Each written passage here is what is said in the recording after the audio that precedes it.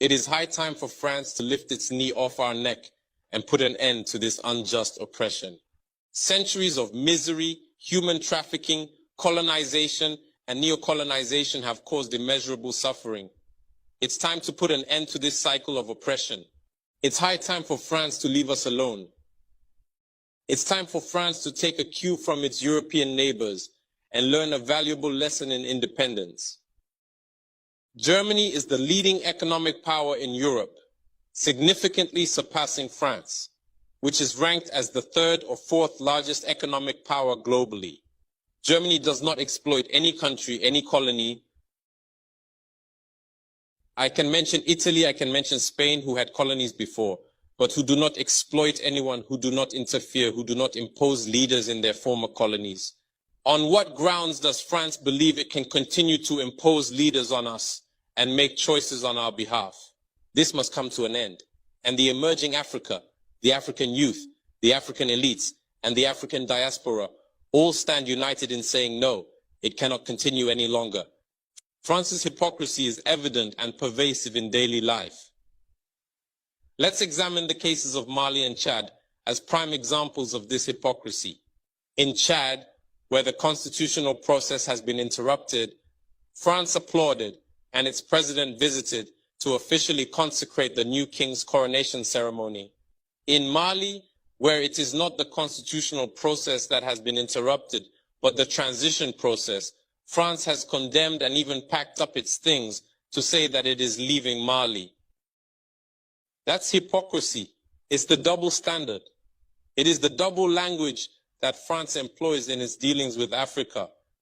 During our questioning of Mr. Jean-Yves Le Drian regarding the situation in Ivory Coast and France's decision to allow a third term, he provided a clear explanation. He stated that while he accepted the third term for Ouattara, he refuses it for Belarus. He emphasized that France has condemned the situation in Belarus and has actively encouraged the European Union to do the same. Le Drian explains that in Belarus, millions protested, unlike Ivory Coast, where there were no mass demonstrations on the streets. This is how France deals with African issues. Personally, we expect absolutely nothing from France. We desire her to cease meddling in our matters so that the people of Senegal can exercise their freedom of choice rather than being influenced by France's selection of a candidate using the tactics we are aware of. We begin by targeting individuals, adorning them with the Legion of Honor or a similar knightly rank, enlisting them in Masonic lodges, and informing them to prepare themselves as they will be next in line. Even the hypothesis that Macky Sall may not succeed, we know who is being prepared by France. This must come to an end. It will not occur in this manner any longer. Let's be clear.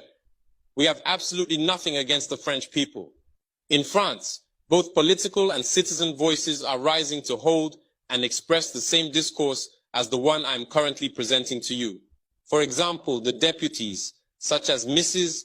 Frédérique Dumas, who regularly speaks on the platform of the Assembly, who regularly writes to the Minister of Foreign Affairs, since she is a member of the Foreign Affairs Committee, to raise this unfair behavior of France towards Africa, hold the same speech as us. The same Mr. Jean-Luc Mélenchon, Jean-Paul Lecoq, André Chassaigne, all deputies, hold the same discourse as us, and hundreds of other voices. The NGOs, like other non-profit organizations, are doing remarkable work in the same direction. We strongly urge France to listen to the voices that speak to it about our plan for a more collaborative, fairer, and sustainable partnership between Africa and France. It is crucial that we work together towards a future that is equitable, just, and environmentally conscious. If she listens, I believe we'll have beautiful days ahead in our collaboration together. If he doesn't know how to cut it, thinking he can continue to function like in the time of our grandfathers, this African youth no longer accepts it. France must make preparations for a definitive break and completely withdraw from Africa. Africa belongs to Africans, not France. She belongs to no one else, neither China, nor the United States, nor anyone else.